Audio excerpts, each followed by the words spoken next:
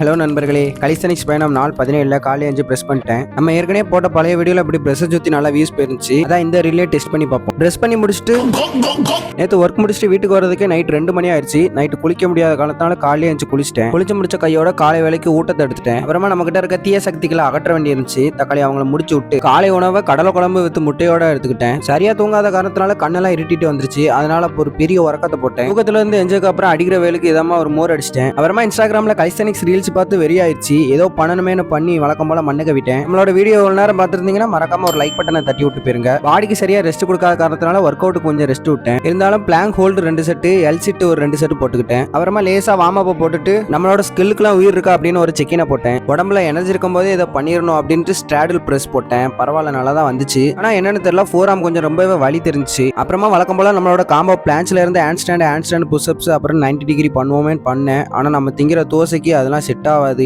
எனர்ஜியே இல்லை நண்பர்களே சுத்தமா உடம்புல. அப்புறம் என்ன வழக்கம் போல அதுலயும் மண்ணை கவிட்டேன். காம்போ பண்ணி முடிச்சதுக்கு அப்புறம் நம்ம 4 கை நண்பர்கள் இதுக்கு மேல என்னைய டென்ஷன் பண்ண நீ மர்கையாதா அப்படின்ட்டாரு. நான் சும்மா இருப்பேனா ஒரே ஒரு தடவை டென்ஷன் பண்ணிக்கிட்டோம்னு ஃபிங்கர் பிளஞ்ச் பண்ணி பார்த்தேன். இன்னைக்கான டச்சப்லாம் முடிச்சதுக்கு அப்புறம் அம்மா பால் கொழுக்கட்டை செஞ்சு வச்சிருந்தாங்க. அதை போய் சாப்பிட்டுட்டு இன்னைக்கான நாளை முடிச்சுக்கிட்டேன். தொடர்பில் இருங்க.